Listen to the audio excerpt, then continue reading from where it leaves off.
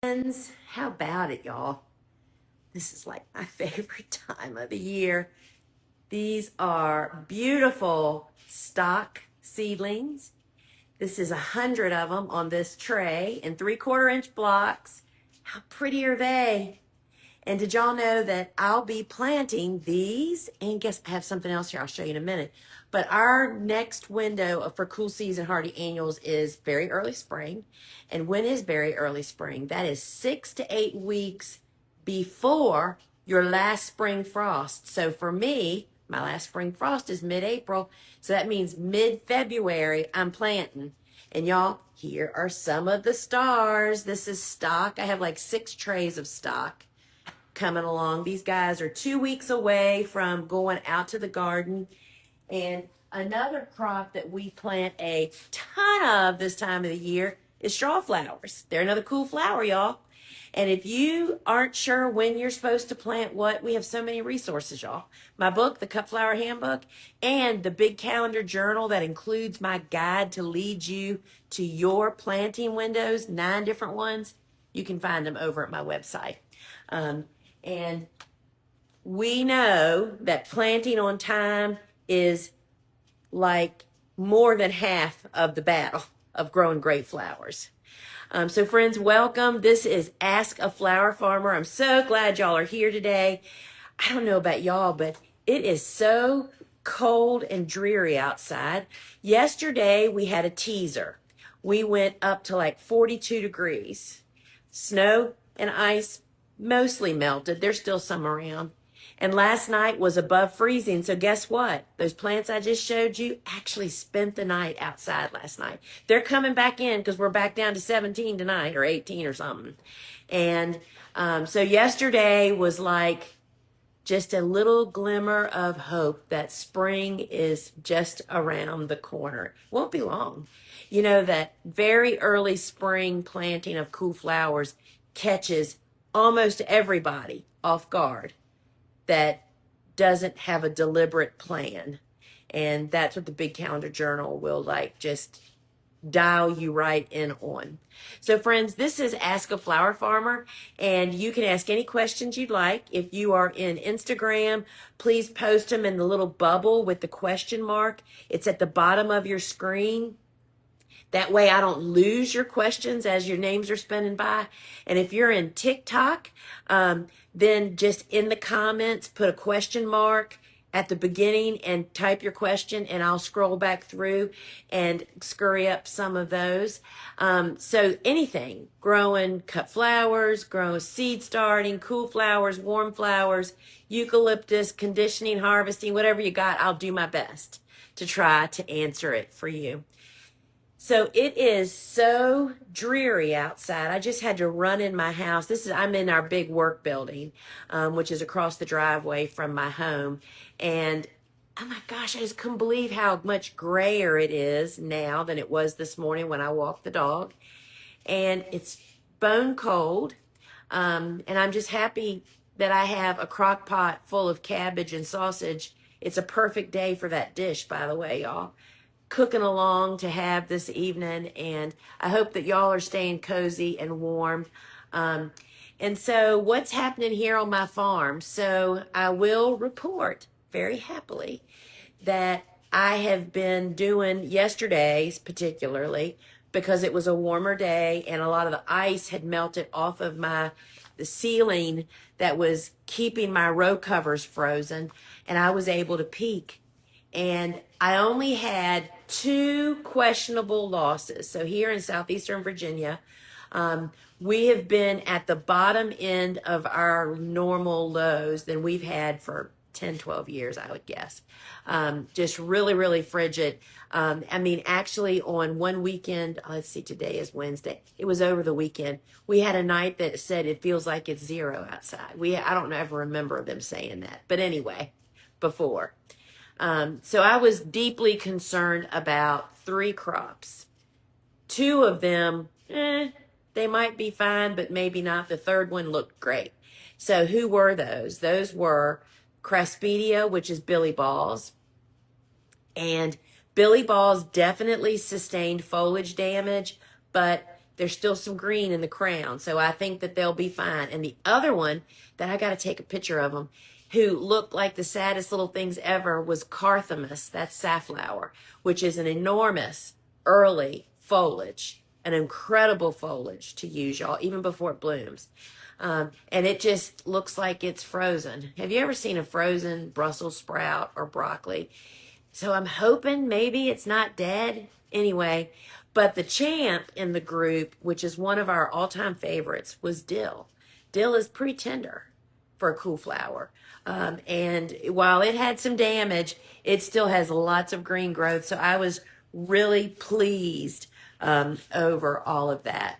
So I see we have some questions coming along here. And so, friends, the thing you can do that helps me the most is to share right now this live broadcast. To let your friends know you're watching Ask a Flower Farmer and invite them to come over. That really helps a whole lot. So let me just scroll over here before we get kind of crazy on TikTok. And see if I have any questions. You know, hi, Tammy. What are the best starter cut flowers? Someone has asked. So I would say the best, if you haven't ever grown any cut flowers, warm season tender annuals, that means stuff that grows during the spring and summer, right? And undoubtedly zinnias, sunflowers, and some lemon basil for foliage. And if you grow the mixed zinnias, you'll have a different bouquet every week. Those are easy. They can be planted directly in the garden, but you have to wait till like 2 weeks after your last frost date. Let the soil get warm. Cool soil does not germinate seeds, but those are great ones to start. And they're, in fact, still in our top 10, but they're great starter cut flowers. Bells of Ireland, I'm winter sowing, but it is so warm in western Kansas. So Tammy, I don't have any experience winter sowing. We actually direct sow Bells of Ireland here in zone 8A and even in 7. That'll work. I don't know what zone you are. But the hack that we use to direct sow them this time of the year when it's too cold outside to get them to germinate out in the garden is to sow them in trays and then put them in a cold spot like a garage floor and just leave them be for about 2 weeks. And then they typically will get sprouting. But I can't help you with winter sowing. Oh, so thank you. Somebody's mentioning the flowers in the background. If y'all haven't ever seen this before, this literally is a wall of dried flowers. And those are actually 2 years ago, no, 3 years ago now. Gosh, time is flying. We did an experiment at the urgings of Ellen Frost, one of our instructors for our online courses, who's a design studio florist who only uses local flowers. She shared with us that she drives every flower that they don't sell because she didn't want to throw anything away. And she said, you can't believe the things you figure out to use with them. And I have to agree. We did it. And these just hung to dry. We did nothing special. And I created this wall of dried flowers for exactly what I'm using it for right now, a pretty background, right? I do so many events and lives and stuff. So that's what that actually is. So thank you for noticing that.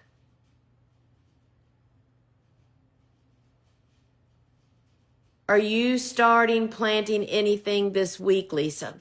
So this is, what date is this? This is February 4th.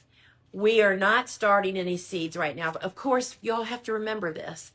It's all based on your frost dates. So doesn't matter what I'm doing. It's based on yours, right? And I will say it again if you weren't here when I said it before.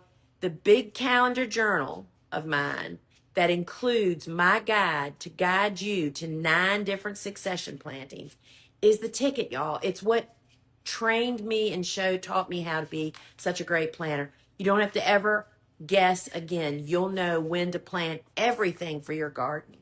But right now, I was just sharing with my club that I'm done starting cool season hardy annuals for very early spring. It's too early for warm. So no, we are not planting anything right now, and I'll be planting those cool flowers that you saw just a minute ago in mid-February. All right. So somebody's asking, what are some of those flowers in the background? This is all coxcomb, gomphrena, rudbeckias, nigella, coxcomb strawflower, carthamus. These are zinnias, believe it or not. Marigolds, rudbeckias, cress, lots of status, amobium, giant poppy pods. I mean, literally up there, there's grasses, hairy balls. And when I say that we just dried every flower that was left over from what our use was, we just dried it. There wasn't any, oh, does that dry well? We just dried it. So we figured it out. And that's when I made a master class for my club on let's bring them down and look at them now. And then there's another master class, what do you do with them? And so, yeah, so it was a very pleasant surprise. And thank you. All right. Let's go over here to Instagram. Hi, Brittany. I'm afraid my peony crowns have sunk deeper. What should I do? So why do you think they sunk deeper? Did you mulch them? So peony eyes, I'm not a peony expert. I do have peonies growing in my garden, but they have been planted forever. I believe you could, I'm sure, enter this into a search engine and ask. Peony eyes need to be a certain depth below the ground level. If they sink too deep, then they will not bloom, right? That's, I'm sure, what your concern is. But you need to find out what that is. And then you just need to go out there and dig around. Oh, there's our peony specialist right there. Wanda, connect with Brittany. So Wanda is a peony grower in Alaska. But what I was going to say, Brittany, is, you know, to go root around and see how deep the crowns are. And I'm sure Wanda will be able to. So Wanda is Fox Hollow Peonies. And if you message her or tag her in that question, I'm sure she'd be happy to give you some guidance there. But I don't have an answer for you. But I have a lot of helpers for you. Oh, here we go. Peony eyes need to be 1 to 2 inches below the surface of the ground. And I'm pretty sure that Wanda will chime in. If they're deeper than that, that's the problem, right? Then they won't bloom. So, yeah. Thank you, Wanda. In your opinion, what are the more hardier cool flowers if planted in the fall that could possibly survive these winter temperatures? I'm in zone 7, Western Maryland. So it's not about opinions, it's about science, right? And in the Cut Flower Handbook on our website, on the seeds, and even on the big calendar comes with a worksheet. It lists right there the known lowest survival temperature. And, you know, that's what you go with. Like, for instance, I think that because, you know, it's been years since we've had such deep low temperatures, and I freaked out with everybody else. You know, it's like if we did it right, if we followed the rules of the concept, which are in the books and on calendars and on our website, of planting only those things that are winter hardy. If you're in zone 7, there is a ton of stuff that can be planted in the fall. If you plant them on time so that they're well established before they go dormant for winter, then you should be fine, right? But it's really hard to remember that when it's going down to dark 30 lows, right? So that's what I would recommend to you. You need to not worry about crazy temperatures or anything. You go with the steady, normal averages, just like I did. And as my garden is proven, it pulled through like a champ. It was only me that doubted, not them, right? Because, you know, if we have to rely on the craziness of weather, we would never know what to do. And that's where it gets really cloudy. Can you tell us the ins and outs of how you ran that market? From what I've heard before, it sounds amazing. If you're talking about my members only market, I certainly don't have enough time to to give you the details of that. That is definitely something that's included with Flower Farming School. There's those worksheets are in there. But in a nutshell, because I'm in the city and I can't have a farm stand because of zoning, I found a way, according to my city's ordinances, to find a way to sell my flowers and to have customers come to my home to pick them up legally.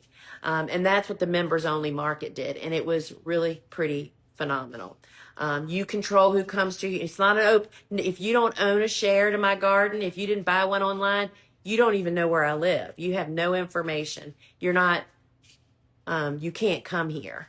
And it worked great. We did it for 25 years. We had 175 members, and nobody ever left. They just bought more shares. So yeah, it is phenomenal. It's a great way to sell flowers, especially if you're like me, where you can't have a farm stand and all that kind of stuff in the city. But it's even better than a farm stand because your flowers are pre-sold, right? You know, you kind of know what you're going to actually be doing. You've mentioned at various times your on-farm members only market. I'd love to hear more about it. How did you promote it and run it? So I think yeah.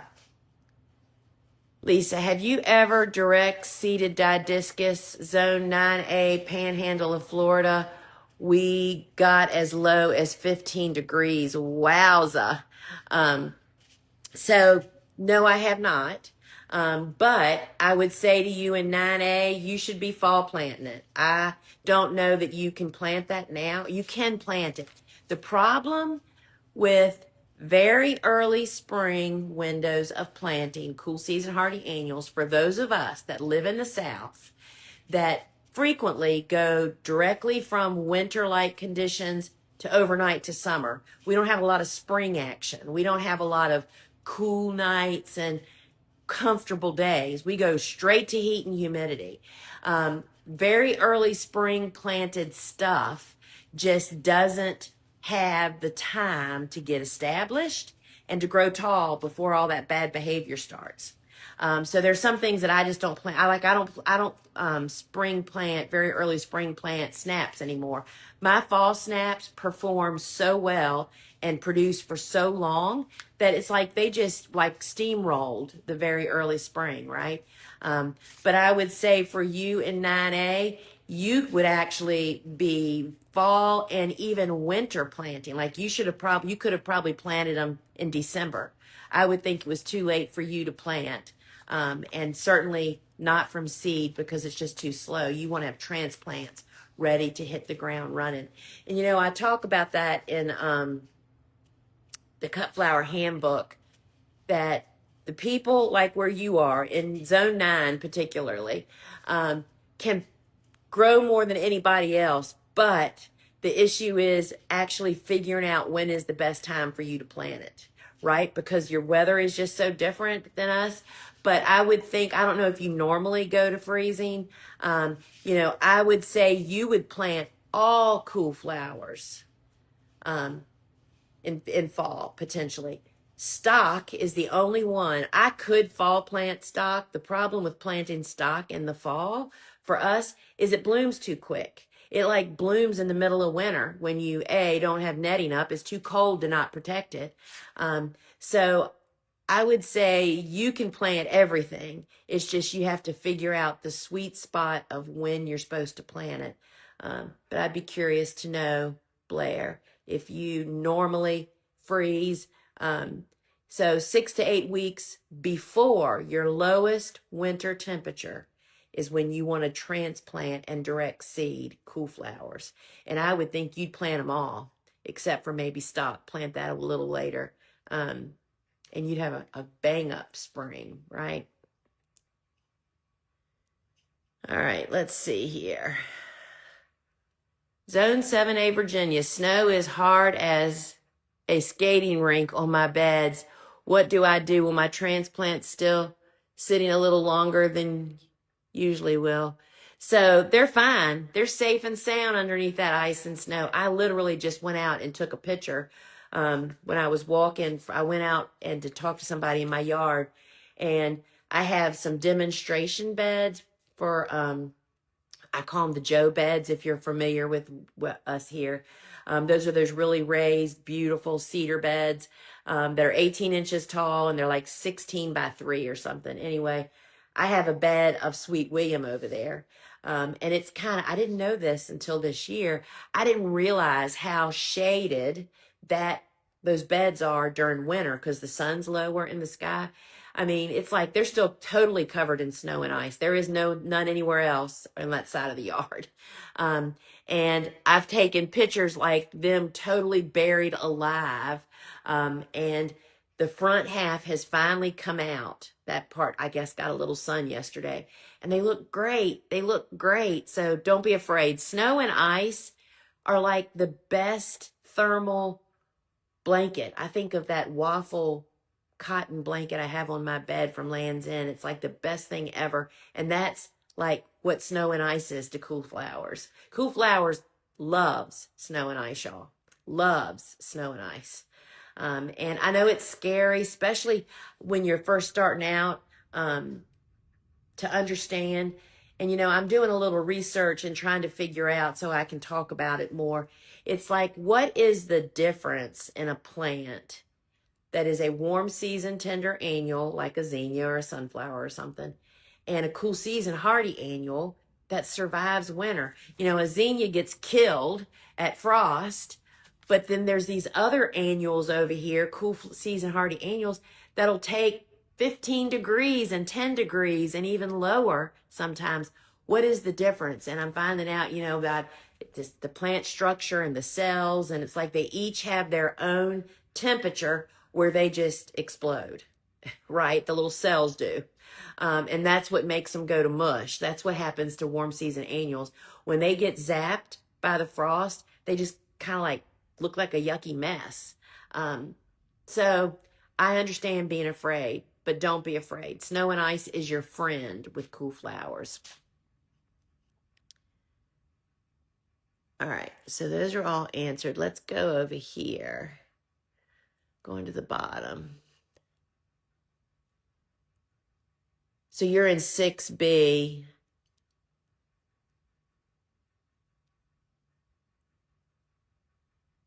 So I'll come back to your poppy question.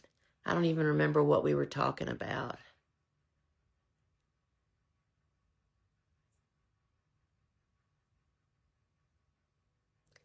All right, so if you're in 6B, you should definitely be fall sowing poppies.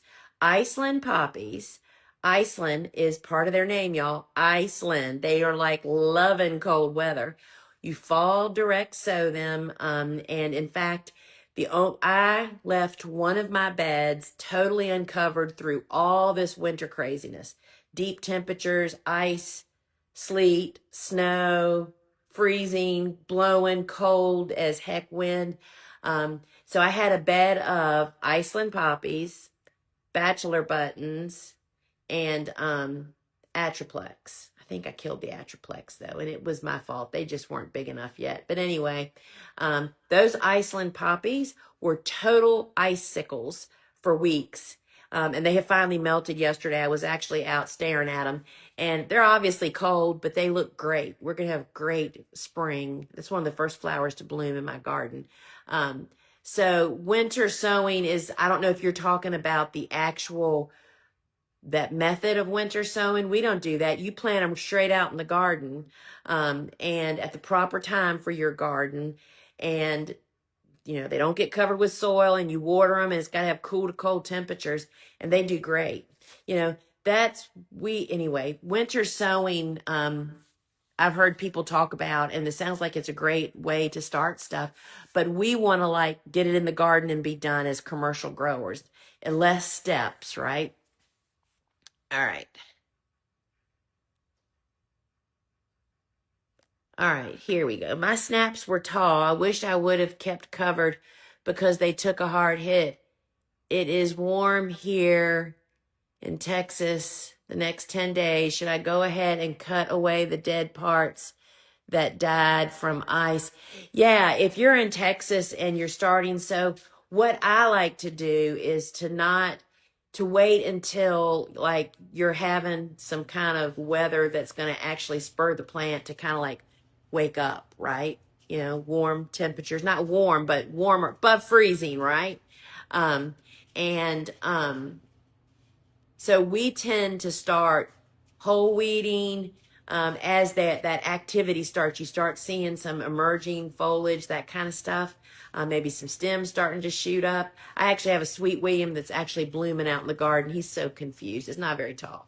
But I just ignore that stuff until it's like, okay, we're over, hopefully, the 15-degree nights, when we're having warmish afternoons. When I mean warmish, I'm talking above 40 degrees. And that's when I'll start whacking on cutting away maybe bent or broken stems or something like that. But I don't like to mess with them when they're dormant. Let's put it that way.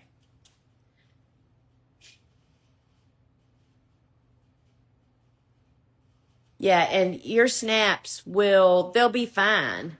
I don't know if you are saying that they bloomed last year, but mine are coming, cut and come again.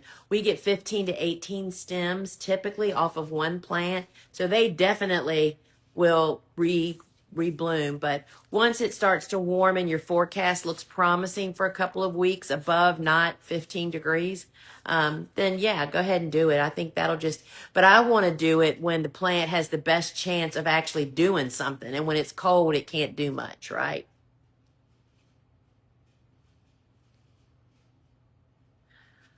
I'm just looking, y'all.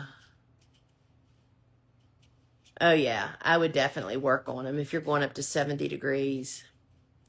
All right. What should I do about leggy carnations? I have my lights 4 inches away from the seedlings. So Gracie, you're talking about transplants. Carnations are famous for doing that. Sometimes Sweet William can be. They actually, I call it lodging. I'm not sure if that's the correct term, where a plant grows up and then it lays down and grows back up. Part of the stem is actually laying down. Oftentimes, so dianthus can do that. Carnations are also a dianthus, which is what Sweet William is. They're all in the same family. Sometimes what will contribute to that is warmer air temperatures. I would cool the air temperature down if you have a way to do that. And they'll be fine. You just plant them. There's nothing you can do to fix the legginess, but you hope to stop encouraging legginess, right? To get it more cooler temperature, perhaps. And I don't know where you are, but they would be getting planted in very early spring. If they're 4 inches tall, well, I guess you're saying the light's 4 inches away. Very early spring planting would be the window for that. And I would just get them hardened off so you can get them planted out in the garden. That's, these plants that we're starting inside don't want to be inside, y'all. That's not their natural place to be. They really want to be outside in the garden.